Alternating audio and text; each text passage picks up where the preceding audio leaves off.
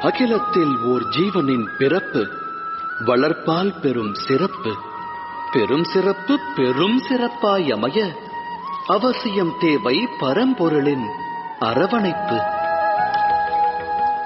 நல் வளர்ப்பு நல்லொழுக்கம் கொண்டவன் சரித்திரம் படைக்கிறான். தாய் தந்தையர் நல்லொழுக்கம் போதித்தால் சந்ததி சாதனை படைக்கும். எதிர்காலம் அவர்கள் சரித்திரம் பேசும்.